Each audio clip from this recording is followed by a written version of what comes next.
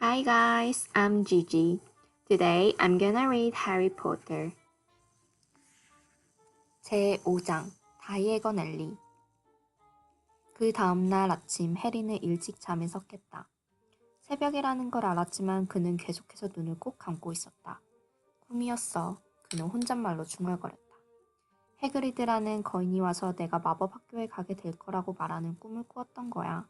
눈을 뜨면 난 집 벽장 속에 있을 거야. 갑자기 똑똑하는 시끄러운 소리가 들렸다. 페투니아 이모가 노크하고 있군.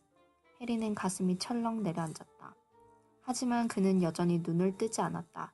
그 멋진 꿈에서 깨어나고 싶지 않았기 때문이었다. 똑똑똑. 좋아. 해리는 중얼거렸다. 일어나야지. 그런데 일어나 앉는 그의 몸에서 해그리드의 무거운 코트가 툭 떨어졌다. 그는 그제서야 그게 꿈이 아니었다는 걸 깨달았다. 밤사이 폭풍이 멈추었던지 오두막에는 어느새 햇빛이 가득했고 해그리드는 푹 꺼진 소파에서 잠들어 있었다. 그리고 소리나는 쪽을 바라보니 부엉이 한 마리가 부리에 신문을 물고 발톱으로 창문을 똑똑 두드리고 있었다. 해리는 너무나 기뻐 불이 나게 기어갔다. 마치 가슴속에서 커다란 풍선이 부풀어 오르고 있는 것 같은 기분이었다. 그는 곧장 창문으로 가서 문을 활짝 열었다. 그러자 부엉이가 얼른 날아들더니 아직 잠에서 깨지 않은 해그리드의 머리맡에 신문을 떨어뜨렸다. 그리고는 마룻바닥 위에서 날개를 퍼덕이며 해그리드의 코트를 쪼아대기 시작했다. 그러지 마. 해리는 손을 내저 부엉이가 오지 못하게 하려고 했지만 부엉이는 부리로 그를 사납게 물고는 계속해서 코트를 쪼아댔다.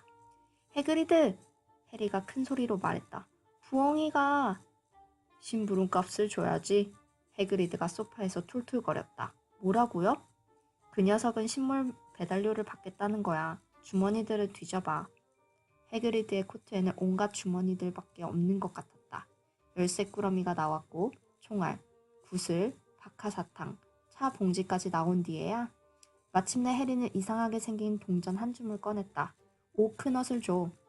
해그리드가 아직 졸린 듯한 목소리로 말했다. 큰엇이라뇨? 청동으로 만든 작은 동전들 말이야. 해리가 작은 청동 동전 5개를 세자 부엉이는 기다렸다는 듯 조그마한 가죽 주머니가 매달린 다리를 쭉 내밀었고 해리가 그 안에 돈을 집어넣자마자 열린 창문으로 획 날아가 버렸다. 해그리드는 큰 소리를 내며 하품을 한 뒤 일어나 앉아 기지개를 켰다. 빨리 떠나는 게 좋겠다, 해리. 오늘은 할 일이 많거든. 런던에 가서 학교에서 필요한 물품들을 다 사야 해. 해리는 그 마법사 동전을 뒤집어 들여다보고 있었다. 갑자기 모든 희망을 단숨에 무너져 내리게 할 것 같은 생각이 머리를 스쳤기 때문이었다. 저 해그리드? 응? 해그리드가 큼지막한 부츠를 잡아당겨 신으며 말했다. 전 돈이 없어요. 그리고 어젯밤 버노니모부가 마법을 배우는 데는 돈을 대지 않겠다고 했잖아요. 그건 걱정 마. 해그리드가 일어서서 머리를 긁적이며 말했다. 네 부모님이 내게 유산을 한 푼도 남겨두시지 않았을 것 같니? 하지만 만약 우리가 살던 집이 다 부셔졌다면 사람들은 금은 집안에 보관하지 않아. 그러고 보니 먼저 그린고트부터 들러야겠군. 마법사들의 은행 말이야. 쑤시지 않아 먹어. 식었어도 먹을만해. 그런데 네 생일 케이크를 조금 먹어도 될까? 마법사들에게도 은행이 있어요? 그린고트 하나뿐이야. 도깨비들이 운영하지. 해리는 깜짝 놀라 들고 있던 소시지 조각을 떨어뜨렸다. 도깨비들이라고요? 그래. 그러니까 그 은행을 털려고 하는 건 미친 짓이란 말이야. 도깨비들 일에는 쓸데없이 참견하지마, 해리. 네가 뭔가 안전하게 보관하고 싶다면 세상에서 그린고트만큼 안전한 장소는 없어. 호그와트를 빼면 말이야. 사실 난 어쨌든 그린고트에 좀 가봐야 해. 볼 일이 있어서 말이야. 덤블도어 교수님께서 특별히 부탁하셨거든. 호그와트 일로. 해그리드가 으스대며 어깨를 세웠다. 그분은 중요한 일은 언제나 날 시키시거든. 너를 데려오거나 그린고트에서 뭘 가져오거나 뭐 그런 건 말이야. 그분이 날 대단히 신뢰하고 있다는 증거야. 다 챙겼니? 그럼 가자. 해리는 해그리드를 따라 바위 위로 나왔다. 하늘은 이제 티없이 맑았고 바다는 햇빛을 받아 반짝거렸다. 버노니모부가 빌렸던 배는 폭풍으로 바닥에 물이 가득 고인 채 그 자리에서 흔들거리고 있었다. 여기 어떻게 오셨어요? 해리가 또 다른 배가 있나 주위를 둘러보고 물었다. 날아왔지, 해그리드가 말했다. 날아왔다고요? 그래, 하지만 돌아갈 땐 이걸 타고 갈 거야. 너를 찾았으니 마법을 사용할 필요가 없지. 배의 자리를 잡자 해리는 해그리드가 날아가는 모습을 상상하며 그를 뚫어지게 바라보았다. 그래도 노를 저어가는 건 좀 창피한 일인 것 같군. 해그리드는 해리를 또 한 번 힐끗 쳐다보며 말했다. 내가 만일 조금만 더 속도를 낸다면 호그와트에는 비밀로 해줄래? 물론이죠. 해리가 마법을 더 많이 보고 싶어 얼른 대답했다.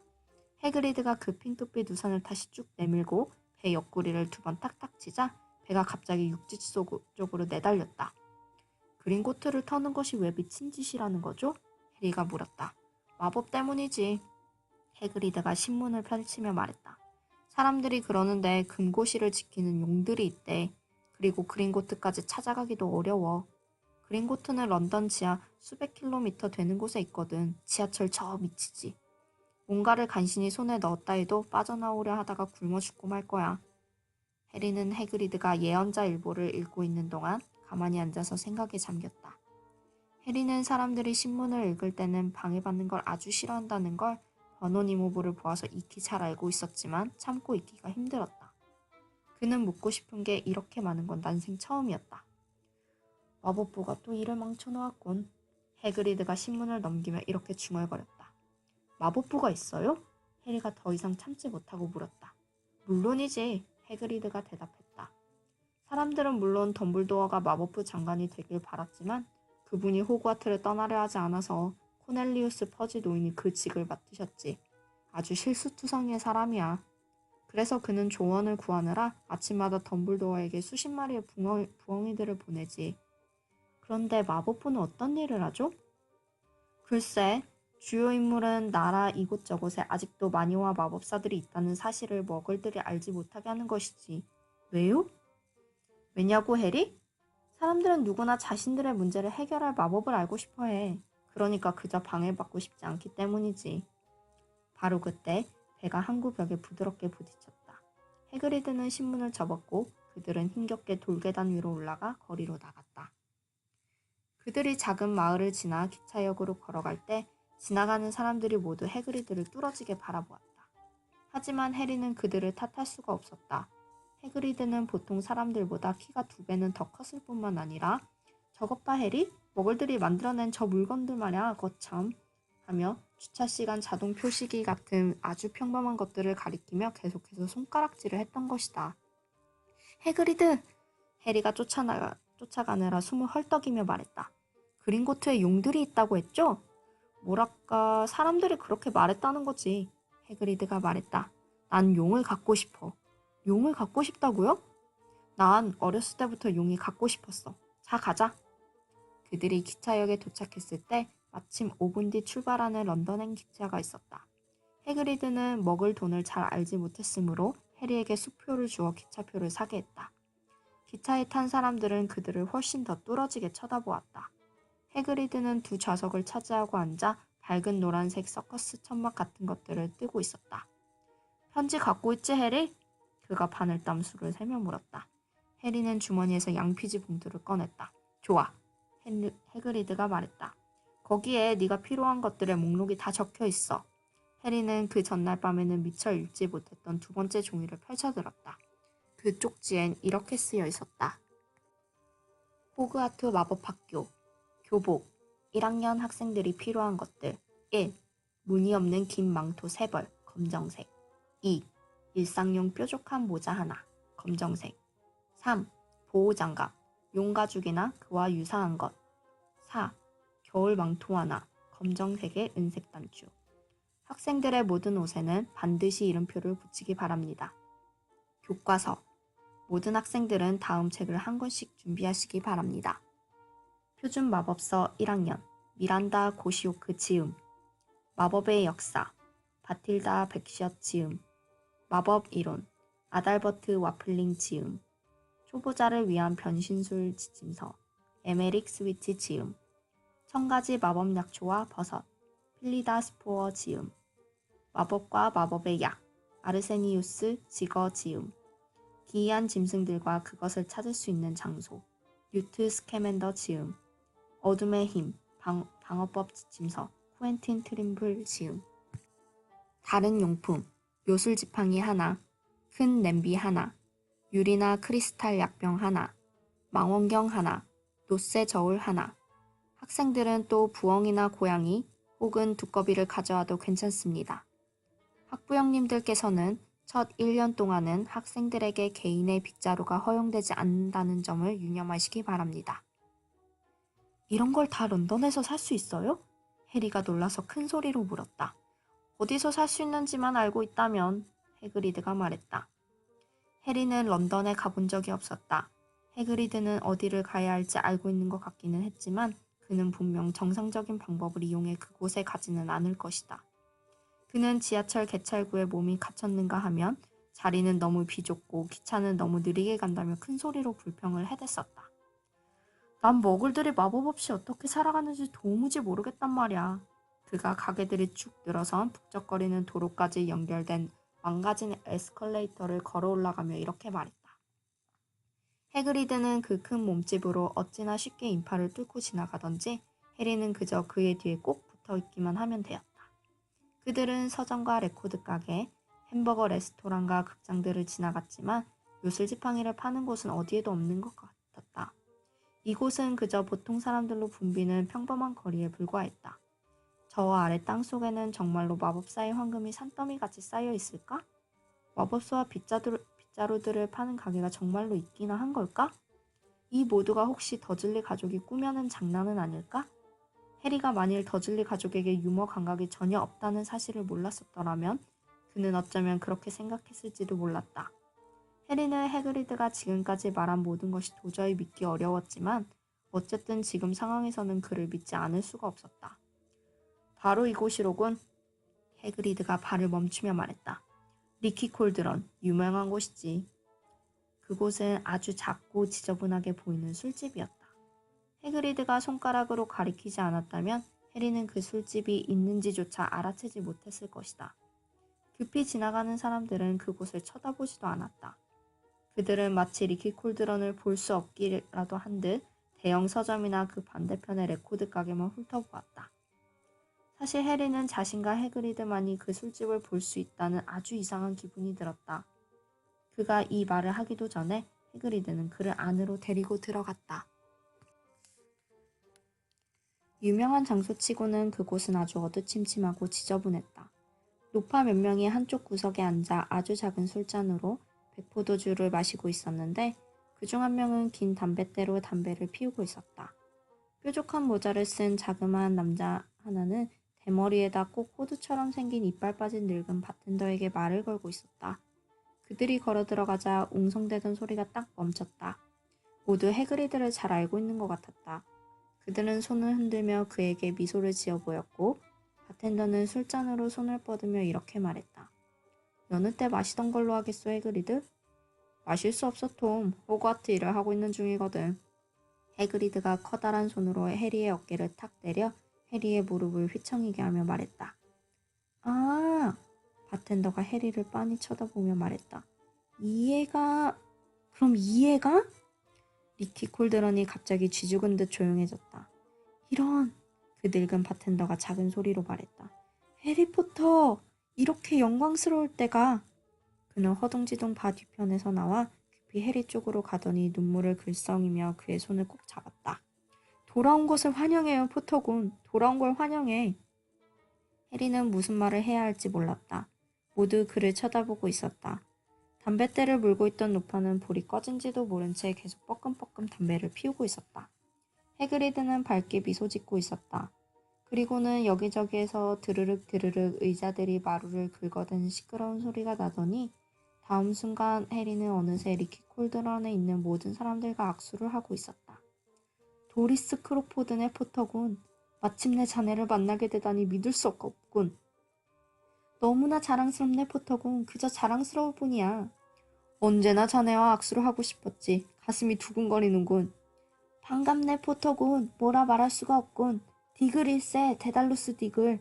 전에 뵌 적이 있어요. 해리가 이렇게 말하자 흥분한 나머지 데달루스 디글의 뾰족한 모자가 벗겨져 떨어졌다. 언젠가 어떤 가게에서 제게 인사를 하셨었죠. 기억을 하는구만. 데달루스 디글이 모두를 둘러보며 외쳤다. 들었나? 이해가 날 기억한다고. 해리는 다시 계속해서 악수를 했다. 도리스 크로포드는 몇 번이고 다시 왔다. 얼굴이 창백한 한 젊은 남자가 아주 초조한 모습으로 앞으로 걸어 나왔다. 그의 한쪽 눈은 실룩실룩 경련을 일으키고 있었다. 퀴렐 교수님! 해그리드가 말했다. 해리, 퀴렐 교수님은 호그와트에서 널 가르쳐줄 선생님들 중 한 분이셔. 포터! 퀴렐 교수는 해리의 손을 덥석 잡으며 더듬더듬 말했다. 자네를 만나다니 이렇게 기쁠 때가. 퀴렐 교수님은 어떤 마법을 가르치시나요? 어둠의 마법을 막는 방어법이지. 퀴렐 교수는 그것에 대해 생각조차 하기 싫은데 비밀스럽게 말했다. 그게 필요하다는 말은 아니겠지, 포터? 그는 초조하게 웃었다. 준비물은 모두 잘 챙겨가야 할걸? 난 흡혈귀에 관한 새 책을 좀 찾아야 해. 바로 그 말을 할 때 그의 모습은 좀 으스스해 보였다. 하지만 다른 사람들은 퀴렐 교수가 계속해서 해리를 붙들고 있도록 내버려두지 않았다. 사람들은 모두에게서 빠져나오는 데는 거의 10분이 걸렸다. 마침내 해그리드는 왁자지껄하게 떠들어대는 사람들 너머로 간신히 이렇게 말했다. 이제 가야만 해. 살 게 많아. 자, 해리. 도리스 크로포드는 마지막으로 한 번 더 해리와 약수를 했고 해그리드는 그 술집을 빠져나와 쓰레기통과 잡초 몇 개 말고는 아무것도 없는 벽으로 둘러싸인 자그마한 앞마당으로 나왔다. 해그리드는 해리를 보고 씩 웃었다. 내가 말했지? 넌 유명하다고 말이야. 퀴렐 교수님조차 너를 만나 목소리를 떨리고 있었잖아. 하지만 착각하지는 마. 그분은 원래 떨리는 목소리로 말씀하시니까. 그분은 늘 그렇게 긴장하시나요? 그래. 가엾은 분이지. 하지만 대단히 훌륭하신 분이야. 책을 보면서 연구하실 때는 괜찮았는데 직접 경험을 하기 위해 여행을 떠나셨다가 1년 만에 그만. 사람들이 그러는데 어둠의 숲에서 흡혈귀들을 만나셨대. 그리고 어떤 심술궂은 마녀와 약간 심각한 문제가 생겼다나 봐. 그 이후론 결코 예전의 모습으로 돌아오지 않으셨대. 학생들을 무서워하고 자신이 가르치는 과목을 무서워하고 말이야. 그런데 내 우산이 어디에 있지? 흡혈귀? 마녀? 해리는 머리가 핑핑 돌았다. 그동안 해그리드는 담에 기대져 있는 쓰레기통 위쪽에 벽돌수를 세고 있었다. 위로 3개, 가로로 2개. 그가 중얼거렸다. 좋았어. 뒤로 물러서 해리. 그는 우산 끝으로 담을 3번 탁탁 두드렸다. 그러자 그가 두드린 벽돌이 흔들흔들하더니 가운데에 작은 구멍 하나가 나타나 점점 넓어졌고 잠시 뒤엔 좀 삐뚤어지긴 했어도 아주 멋진 그리고 해그리드가 빠져나가기에도 충분히 큰 통로가 생겼다. 다이애건 엘리에 온 걸 환영해. 해그리드가 말했다. 그는 깜짝 놀라있는 해리를 보고 싱글싱글 웃었다. 그들은 그 통로를 지나갔다. 어깨 너머로 힐끗 바라본 해리는 그 통로가 다시 순식간에 오그라들어 딱딱한 벽이 되는 걸 보았다. 태양이 바로 옆가게에 쌓아둔 큰 냄비들 위를 밝게 비추고 있었다. 접을 수 있는 것과 그렇지 않은 것을 비롯해 각종 크기의 청동, 노쇠, 양은, 은 냄비들이 죽 진열되어 있었다. 그래, 너도 하나는 있어야 할 거야. 해그리드가 말했다. 하지만 먼저 돈을 찾아야 해. 해리는 눈을 8개쯤 더 가졌으면 좋겠다고 생각했다. 그는 걸어가며 가게며 가게 바깥에 놓인 물건들이며 쇼핑하는 사람들 등 모든 걸 한꺼번에 보려고 고개를 이쪽 저쪽으로 돌렸다. 약국 앞에 서 있던 어떤 살찐 여자는 그들이 지나가자 고개를 저으며 이렇게 말했다. 용해간이 온수당 17시클이나 한다고? 미친놈들. 이이롭스 부엉이 백화점이라는 표지판이 붙은 한 어두컴컴한 상점에서 황갈색 부엉이, 외양간 부엉이, 갈색 부엉이, 눈부엉이 등 부엉이들이 부엉부엉 우는 나지막하고 부드러운 소리가 흘러나왔다. 해리 또래의 남자아이 5-6명이 창문에 코를 바짝 붙이고 빗자루를 들여다보고 있었다. 저것 봐. 해리는 그들 가운데 한 아이가 하는 말을 들었다. 가장 빠른 ним부스 2000을 새로 들여놓았네. 그곳에는 긴 망토를 파는 상점이며 만원경과 은으로 만든 이상한 기구를 파는 해리가 한 번도 본 적이 없는 상점들이 있었는데 창가에는 박쥐 지라와 뱀장어 눈알이 가득 담긴 드럼통과 마법서, 기펜, 양피지마리, 약병, 달 모양으로 둥글게 만든 공 등이 금방이라도 무너질 것처럼 산더미같이 쌓여 있었다. 그린고트가 저기 있군. 해그리드가 말했다. 그들은 작은 상점들 위로 우뚝 솟아있는 새하얀 건물로 다가갔다. 반짝반짝 윤이 나는 청동 문 옆에 서서 진홍색과 황금빛의 단복을 입고 있는 것은 그래, 그게 바로 도깨비야. 하얀 돌계단을 따라 그 도깨비에게 걸어가며 해그리드가 다지기 말했다. 그 도깨비는 해리보다 머리 하나 정도 더 작았다. 해리는 그 도깨비가 영리해 보이는 가무잡잡한 얼굴에 뾰족한 수염을 기르고 있었으며 손가락과 발가락이 아주 길다는 걸 알아챘다. 그들이 안으로 들어가자 그 도깨비가 인사를 했다. 그들은 이제 은빛이 나는 두 번째 문 앞에 와 있다. 문에는 이런 글귀가 새겨져 있었다. 들어오시어 낯선이여. 하지만 명심하시오. 탐욕의 죄를 기다리고 있는 것이 무엇인가를. 일하여 얻지 않은 것을 가져가는 이들은 반드시 그 죄가를 치르게 될 것이오. 그러니 만일 우리의 마룻바닥 밑에서 결코 당신의 것이 아닌 보물을 찾게 된다면 도둑이여 경고하노니 주의하시오. 그곳에서 보물보다 더 귀한 것을 발견하도록. 아까도 말했지만 보물을 훔치려고 하는 건 미친 짓이야. 해그리드가 말했다. 은빛 문을 지나가자 도깨비 2명이 그들에게 인사했고 그들 앞에는 넓은 대리석 홀이 나왔다.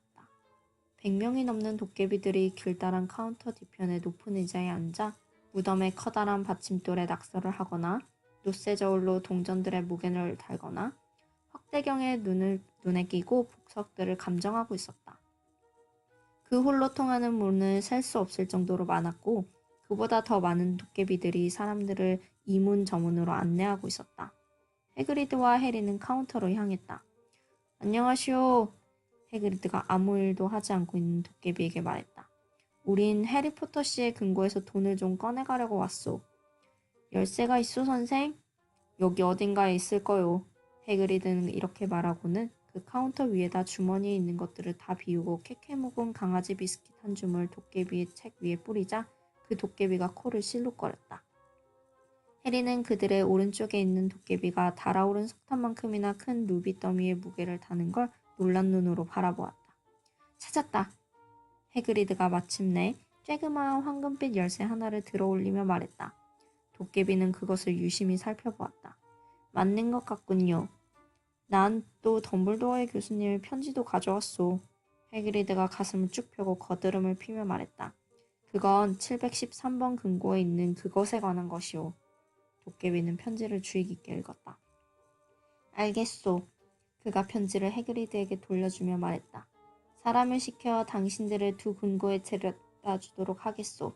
그리푹! 그리푹은 또 다른 도깨비였다. 해그리드는 일단 강아지 비스킷들을 다시 주머니에 쑤셔넣고 해리와 함께 그리푹을 따라 그 홀로 통하는 문들 가운데 하나로 향했다. 713번 금고에 있는 그것이라는 게 뭐죠? 해리가 물었다. 말할 수 없어. 해그리드가 곤란하다는 듯한 표정을 지으며 말했다. 비밀이거든. 호그와트의 비밀이지. 덤블도어 교수가 날 믿고 일을 맡긴 건데 내게 그걸 말하면 난 파명당할 거야. 그리푹이 그들을 위해 그 문을 열어주었다. 더 많은 대리석이 있으리라 생각했던 해리는 깜짝 놀랐다. 그들은 활활 타는 횃불로 밝혀진 좁다란 석조 통로에 들어와 있었다. 그 통로는 아래쪽으로 가파르게 경사져 있었는데 바닥에는 철도 자국이 거의 없었음에도 불구하고 그리푹이 휙하고 휘바람을 불자 작은 궤도차가 트랙을 타고 그들이 있는 위쪽으로 올라왔다. 해그리드가 어렵사리 올라탔고 그들이 오르자마자 궤도차가 출발했다. 처음에 그들은 그저 꼬불꼬불한 미로를 지나갔다. 해리는 왼쪽 오른쪽 오른쪽 왼쪽 중간 분기점 오른쪽 왼쪽 하며 기억해보려 했지만 도저히 불가능했다. 덜컥거리는 궤도차는 그리푹이 운전을 하지 않는 걸로 봐서 길을 알고 있는 것 같았다. 차가운 맞바람을 맞고 지나는 동안 눈이 시렸지만 해리는 계속해서 눈을 뜨고 있었다. 한 번은 어떤 통로 끝에서 폭발하는 불빛을 본 것 같아 혹시 용인가 보려고 몸을 비틀었지만 너무 늦고 말았다. 그들은 엄청나게 큰 종유석과 석순이 천장에서 바닥까지 자란 지하의 호수를 지나 훨씬 더 깊숙이 들어갔다.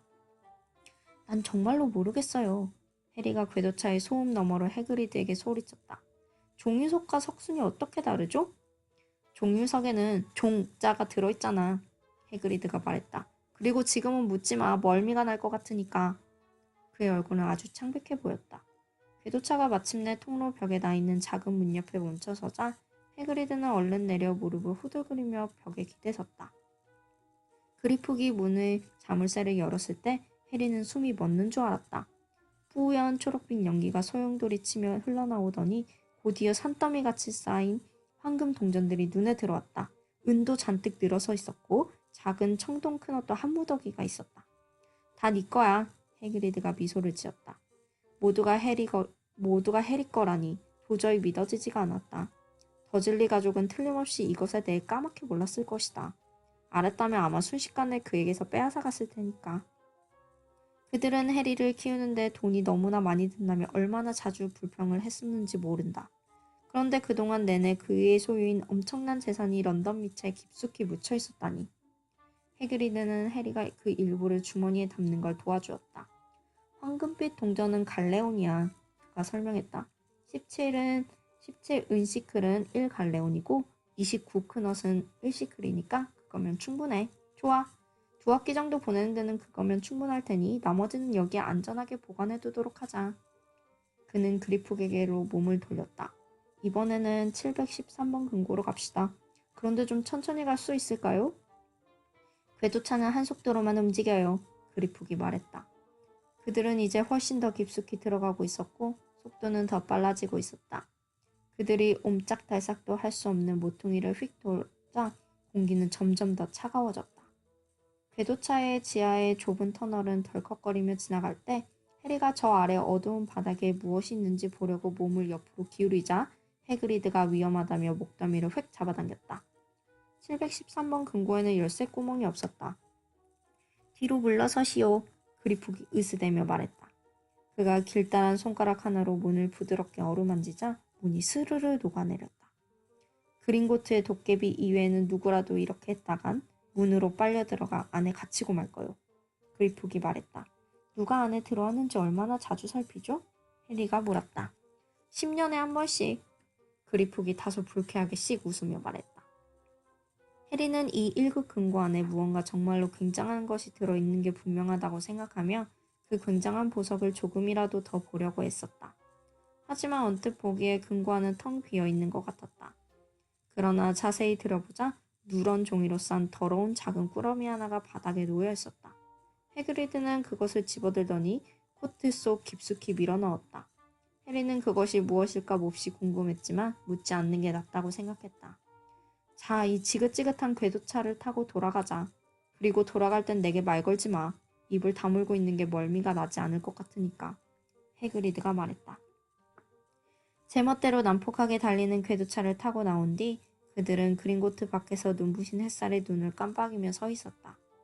해리는 돈이 가득 든 가방을 갖게 되자 이제 어디로 먼저 가야 할지 몰랐다. 그는 비록 몇 갈레온이 1파운드인지 몰랐지만 자신이 지금 평생 가졌던 돈보다 더 많은 돈, 두돌리가 가져본 것보다 훨씬 더 많은 돈을 들고 있다는 걸 알 수 있었다. 우선 교복을 사는 게 좋겠다. 해그리드가 고개로 말킨 부인의 망토, 가게를 가리키며 말했다. 그런데 해리, 내가 리키 콜드런에 잠깐 가서 한 잔만 하고 와도 괜찮겠니? 그린고트의 고속궤도차는 언제 타도 끔찍하단 말이야.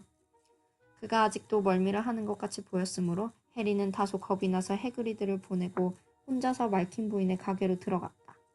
말킨 부인은 땅딸막한 마녀였는데 연한 자줏빛 옷을 입고 호그와트를 미소를 짓고 있었다.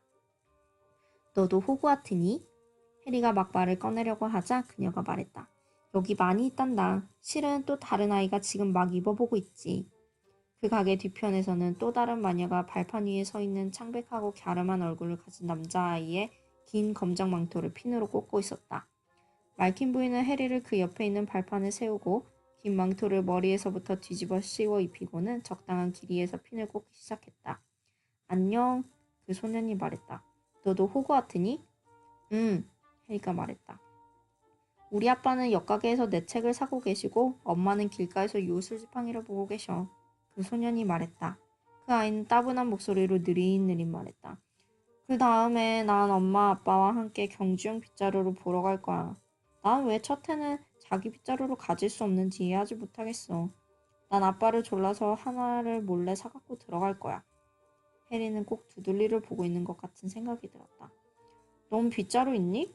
그 소년이 계속해서 물었다. 아니, 해리가 말했다. 퀴디치는 해본 적 있어? 아니. 해리는 퀴디치라는 게 도대체 무엇일까 의아해하며 다시 이렇게 대답했다. 난 해봤어. 아빠는 내가 만약 우리 기숙사 대표로 뽑히지 않는다면 뭔가 크게 잘못된 거라고 말씀하시지. 나도 같은 생각이기는 하긴 말이야. 그런데 넌 어떤 기숙사에 들어가게 될지 아니? 아니? 해리는 시간이 갈수록 자신이 점점 멍청하게 느껴졌다. 하긴 그곳에 도착할 때까지는 아무도 모르지만 난 내가 우리 가족 모두가 생활했던 슬리데린에 들어갈 거라고 알고 있어. 후프루프에는 절대로 배정받고 싶지 않아. 그렇다면 난 그냥 나와버릴 것 같아. 너라면 안 그러겠니? 해리는 자신이 뭔가 좀 더 재밌는 말을 할 수 있길 바라면서 이렇게 말했다. 저 사람 좀 봐. 그 남자애가 갑자기 정문 창문 쪽을 향해 턱짓을 하며 외쳤다. 해그리드가 가게 밖에 서 있었다. 그는 해리를 보며 씩 웃으면서 손에 쥔 두 개의 커다란 아이스크림을 가리키며 이것 때문에 가게 안으로 들어갈 수 없다는 손짓을 하고 있었다. 저 사람은 해그리드야. 해리는 뭔가 그 남자애가 모르는 것을 알고 있다는데 기뻐서 얼른 말했다. 호그와트에서 일하시지. 아하, 그 남자애가 말했다. 나도 이름은 들어본 적 있어. 저 사람은 일종의 하인이야. 안 그러니? 그는 사냥터지기야. 해리가 말했다. 해리는 그 남자애가 점점 더 싫어졌다. 그래, 바로 그거야. 난 그가 야만인이라고 들었어. 학교 운동장에 있는 오두막에서 사는데 가끔 술에 잔뜩 취해서는 마법을 부리려고 하지만 침대에 불을 질러놓기가 일쑤래. 내가 볼 때는 훌륭하신 분이야. 해리가 차갑게 말했다. 그래? 남자애가 약간 비웃으며 말했다. 그런데 그 사람이 왜 너와 함께 있는 거지? 네 엄마와 아빠는 어디 계셔? 그분들은 돌아가셨어. 해리가 짧게 말했다. 해리는 이 아이와 그 이야기를 하고 싶은 생각이 조금도 들지 않았다. 오, 미안. 그러나 그 아이의 말투는 전혀 미안해하는 것처럼 들리지 않았다. 하지만 그분도 우리와 같은 부류의 사람들이셨겠지, 안 그래? 그래, 마법사들이셨어. 난 그 학교가 다른 부류의 사람들을 들어오게 해서는 안 된다고 생각해. 안 그러니? 그들은 우리와 다르거든. 우리의 풍습을 알지 못하기 때문이지. 어떤 사람들이 그 편지를 받을 때까지 호그와트에 대해 전혀 들어본 적이 없다고 생각해봐. 난 그들이 마법사 가족 속에서 오랫동안 그러한 풍습을 익혀야 한다고 생각해. 그런데 너는 성이 뭐니? 하지만 해리가 막 대답하려던 찰나 말킨 부인이 말했다. 다 됐다 얘야. 그리고 해리는 그 남자애에게 말을 멈춰서 미안하다는 말도 없이 발판에서 펄쩍 뛰어내렸다. 그럼 호그와트에서 보자. 그 아이가 질질 끌며 천천히 말했다. 왕토 가게에서 나온 해리는 말없이 해그리드가 사온 땅콩 가루가 박힌 초콜릿 라스베리 아이스크림만 먹었다. 왜 그러니? 해그리드가 물었다. 아무것도 아니에요. 해리는 거짓말을 했다. 그들은 양피지와 깃펜을 사러 가게에 잠깐 들렀다. 해리는 쓸 때마다 색깔이 변하는 잉크병을 발견하자 약간 기분이 좋아졌다. 그 가게를 나오며 그가 해그리드에게 물었다. 해그리드, 퀴디치가 뭐예요? 아차, 해리. 난 네가 아직 많은 걸 모르고 있다는 사실을 자꾸 깜빡한단 말이야. 퀴디치도 모르고 있었구나. 제 기분을 더 엉망으로 만들지 마세요. 해리가 말했다. 그는 해그리드에게 말킨 부인 가게에서 만난 그 창백한 아이에 대해 말했다. 그 아이인 머글 가족 출신 사람들은 그 학교에 들어가서는 안 된다고 했어요. 넌 머글 가족 출신이 아니야. 만일 그 애가 네가 누군지 알았다면 그의 부모가 마법사라면 그는 틀림없이 네 이름을 들으면서 자랐을 거야. 너도 리키 콜드론에 있는 사람들이 널 만났을 때 어떻게 했는지 보았잖아. 어쨌든 그 애가 뭘 알겠니. 내가 만난 일부 최고의 마법사들은 오랫동안 머글들 틈에서 살아온 사람들이었어. 네 엄마를 봐. 그리고 그녀가 어떤 언니를 가졌는지 보라고. 그런데 퀴디치는 뭐죠? 그건 우리의 스포츠야. 마법사들의 스포츠. 그건 먹을 세계에서의 축구와 같아. 누구나 퀴디치를 하지. 빗자루를 타고 날아다니며 하는 건데 공이 4개 있어. 하지만 경기 규칙을 설명하긴 좀 어려워. 그리고 슬리데린과 호플푸프는 뭐예요? 학교 기숙사 이름이야. 4개가 있지. 모두들 호플푸프는 바보 천치들이 모여있는 곳이라고들 하긴 하지만 그럼 전 틀림없이 호플푸프에 들어가겠군요. 해리가 침울해져서 말했다. 슬리데린보다는 호플푸프가 더 좋아. 해그리드가 은밀하게 말했다. 슬리데린에 들어가지 않아서 못쓰게 된 마법사나 마녀는 단 한 명도 없거든. 그 사람도 그랬지. 죄송해요. 그 사람도 호그와트에 있었어요? 아주 오래전에, 해그리드가 말했다. 그들은 해리의 교과서들을 사기 위해 플러리쉬와 블러트라는 서점에 들어갔다. 그곳에는 큰 가죽으로 장정된 책에서부터 책 표지가 실크로 만들어진 우표 크기만한 책, 이상한 기호들로 가득 찬 책들과 안에 아무것도 없는 책들까지 선반들이 온통 책들로 산더미같이 쌓여 있었다. 책을 전혀 읽지 않는 두들리조차도 아마 몇 가지 책에는 흥분해서 손이 저절로 뻗어갔을 것이다. 해그리드는 빈딕투스와 비리디안 교수가 쓴 저주와 그 반대 저주, 탈모, 흐느적 다리, 코 묶어버리기 등 최신 복수법으로 친구들을 매혹시키고 적들을 정신나가게 하기 라는 제목의 책 앞에서는 해리를 거의 끌어내리다시피 해야 했다. 전 두들리를 골려줄 방법을 알아내려는 거예요. 좋은 생각이긴 하지만 머글들 세상에서는 아주 특별한 경우를 제외하고는 마법을 쓰지 말아야 해. 해그리드가 말했다. 그리고 어쨌든 네가 두들리에게 써먹으려는 마법들은 어떤 것도 듣지 않을 거야. 그런 수준에 도달하려면 훨씬 더 많이 공부해야 해. 해그리드는 황금 냄비는 사지 못하게 했지만 약 혼합물의 무게를 다는 멋진 저울과 접을 수 있는 청동 망원경을 하나씩 사게 했다. 그 뒤 그들은 약재상에 들렸는데 그곳은 상한 달걀과 썩은 양배추를 합한 것 같은 끔찍한 냄새가 나기는 했지만 그게 전혀 문제가 되지 않을 정도로 황홀했다. 마룻바닥에는 끈적끈적한 재료가 담긴 통들이 세워져 있었고 벽에는 약초며 말린 뿌리며 밝은 불말가루 병들이 죽 세워져 있었다. 또 천장에는 깃털더미와 동물들의 송곳니와 발톱들이 뒤섞여 매달려 있었다.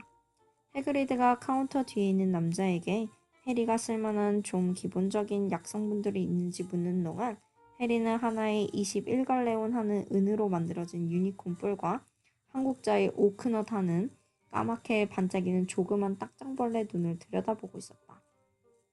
약재상 밖에서 해그리드는 해리의 목록을 다시 한번 살폈다. 이제 요술 지팡이만 남았군. 아참, 내가 아직 내게 생일 선물을 주지 않았구나. 해리는 얼굴이 달아오는 걸 느꼈다. 굳이 하실 필요는 그건 나도 알아. 말해줄까? 난 내게 동물을 사줄 거야. 두꺼비는 아니야. 두꺼비들은 오래전에 유행이 지났거든. 그리고 난 고양이도 좋아하지 않아. 고양이들만 보면 난 재채기를 하니까 말이야. 난 내게 부엉이를 한 마리 사줄 거야. 애들은 모두 부엉이들을 갖고 싶어 하지. 굉장히 쓸모있거든. 우편물을 보낸다거나 모든 점에서 말이야. 20분쯤 뒤 그들은 어둡고 바스락거리는 소리로 가득 찬 보석처럼 밝은 눈들이 깜빡대고 있는 이이롭스 부엉이 백화점 문을 나섰다. 해리의 손에는 이제 눈처럼 새하얗고 예쁜 부엉이가 머리를 날개밑에 묶고 잠들어 있는 커다란 새 장이 들려 있었다. 그는 꼭 퀴렐 교수처럼 더듬거리며 계속 고맙다고 말했다. 천만에, 해그리드가 퉁명스럽게 말했다. 네가 더즐린의 가족에게서 선물을 별로 받은 것 같지 않아서 말이야. 이제 올리벤더스에만 가면 되는군. 요술지팡이를 파는 곳은 그곳뿐이거든. 넌 최고의 요술지팡이를 사야 해. 요술지팡이라. 그것이야말로 해리가 정말로 고대해 왔던 것이었다.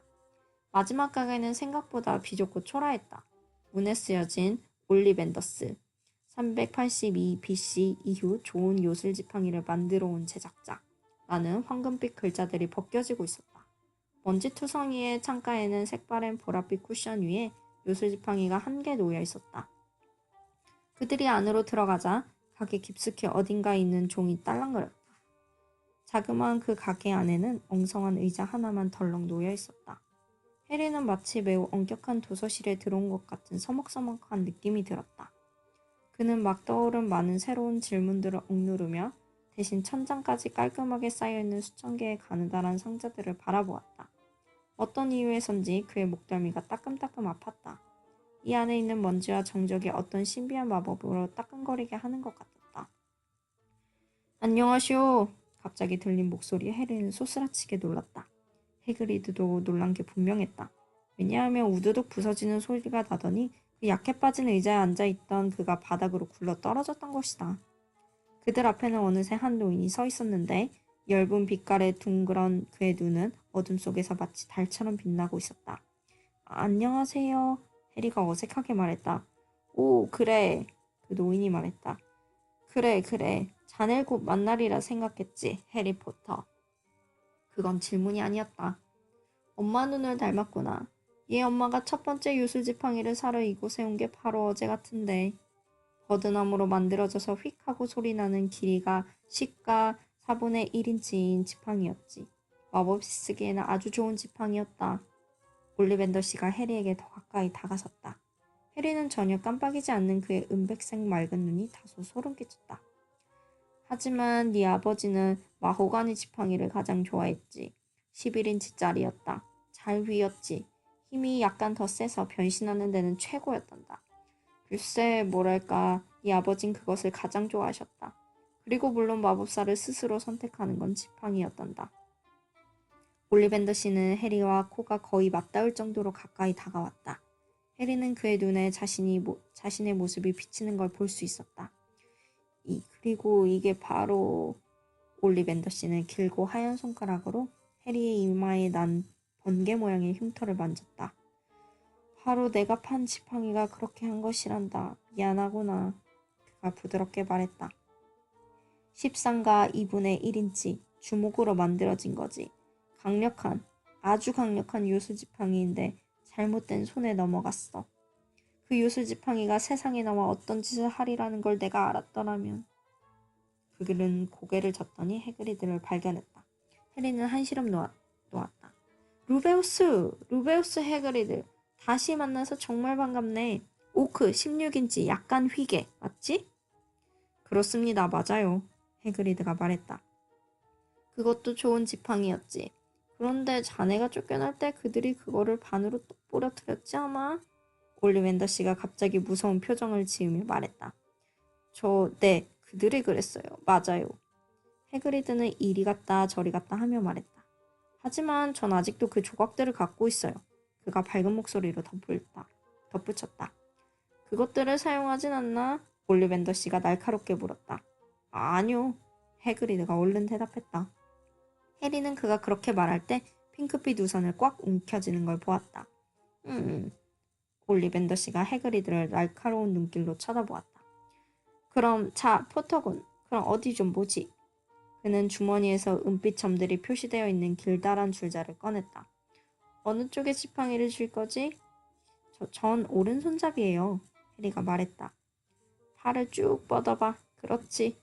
그는 해리의 어깨에서부터 손가락까지의 길이를 잰 뒤 손목에서부터 팔꿈치까지, 어깨에서 마룻바닥까지, 무릎에서 겨드랑이까지, 그리고 머리둘레를 쟀다.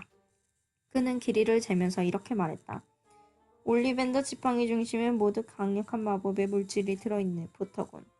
우리 지팡이엔 유니콘 털과 불사조 꼬리 깃털이 사용되고 용의 심금이 담겨있다네.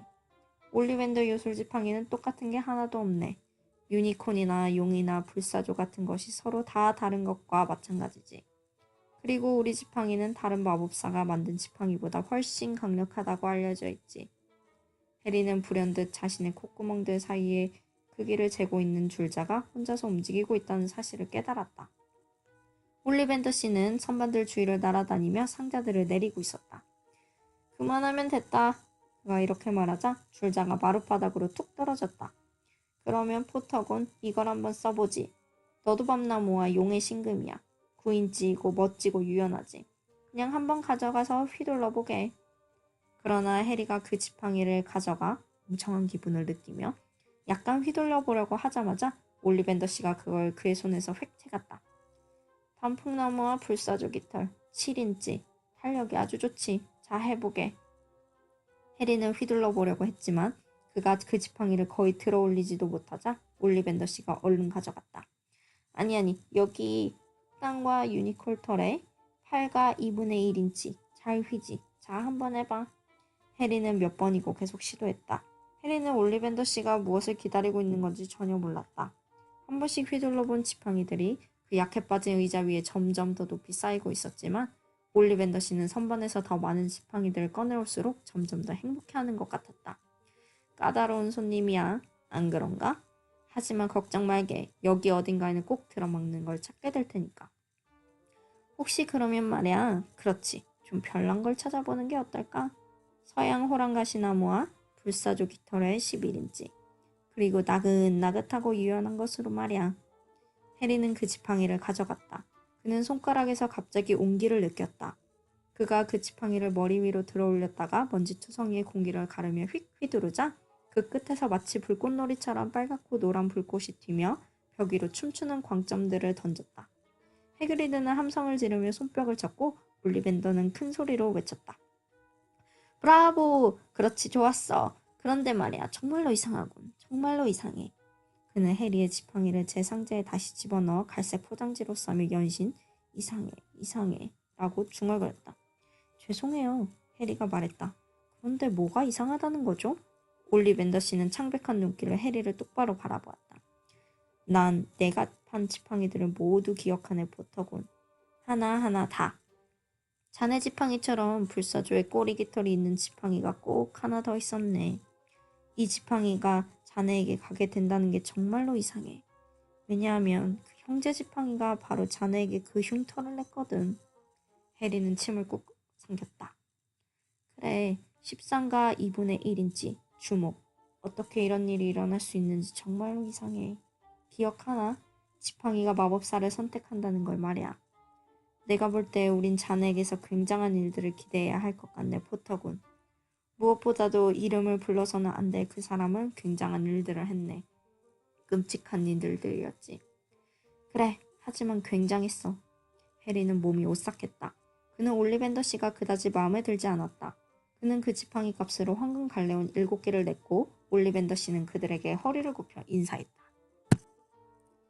해리와 해그리드가 다시 벽을 뚫고 다이애건 앨리의 텅 빈 리키 콜드런으로 향했을 때 하늘에는 늦은 오후의 태양이 낮게 걸려 있었다.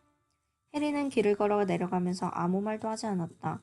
그는 지하철에 온갖 우스꽝스러운 모양의 짐꾸러미들을 들고 탄 그들을 얼마나 많은 사람들이 멍하니 바라보고 있는지도 전혀 눈치채지 못했다. 해리의 무릎에 놓인 새장에서는 새하얀 부엉이가 잠을 자고 있었다. 또 한 번 에스컬레이터를 타고 올라가자 패딩턴 역으로 나왔다. 해리는 해그리드가 어깨를 탁 쳤을 때에야 비로소 자신들이 어디 있는지를 알았다. 기차가 떠나기 전에 좀 먹을 시간이 있겠군. 그가 말했다. 해그리드는 해리를 햄버거 가게로 데려가 플라스틱 의자에 앉혔다. 해리는 계속 주위를 둘러보았다. 웬일인지 모든 게 너무 이상하게 보였다. 괜찮니, 해리? 말이 없구나. 해그리드가 물었다. 해리는 어떻게 설명해야 할지 몰랐다. 그는 막 생애 최고의 생일을 보냈었다. 그는 무슨 말을 해야 할지 고민하며 햄버거를 먹었다. 모두들 내가 특별하다고 생각하고 있어요. 해리가 마침내 말했다. 리키 콜드런에 있는 사람들과 퀴럴 교수님과 올리벤더 씨 모두. 하지만 난 마법에 대해서는 아는 게 하나도 없어요. 그들이 어떻게 굉장한 일들을 기대할 수 있는 거죠? 난 유명한데 내가 무엇 때문에 유명한지 기억하지도 못해요. 죄송해요. 제 말은 제 부모님이 돌아가신 그날 밤에 어떤 일이 일어났는지 전 몰라요. 해그리드가 탁자 앞으로 몸을 숙였다. 그는 제멋대로 난 수염과 눈썹 너머로 상냥한 미소를 지어 보였다. 걱정 마, 해리. 넌 금방 배우게 될 거야. 호그와트에 있는 사람들 모두 처음부터 시작하는 거야. 너는 잘할 거야. 그저 침착하기만 하면 돼. 어렵다는 건 알아. 넌 선택받은 마법사야. 그렇게 되게 일한 언제나 힘들지.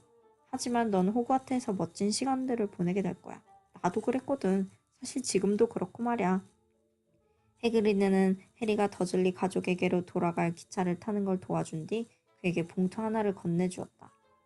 호그와트로 가는 기차표야. 그가 말했다. 9월 1일 킹스크로스 역이야. 모든 건 표에 다 써있어. 더즐린의 가족과 어떤 문제든 있으며 부엉이로 내게 편지를 보내. 부엉이는 내가 어디에 있는지 알고 있을 테니. 그럼 또 보자, 해리. 기차가 역을 빠져나갔다. 해리는 해그리드가 보이지 않을 때까지 그를 지켜보고 싶었다. 자리에서 일어서서 창문에다 코를 바짝 갖다 댔지만 눈 깜빡할 사이에 해그리드는 사라지고 없었다.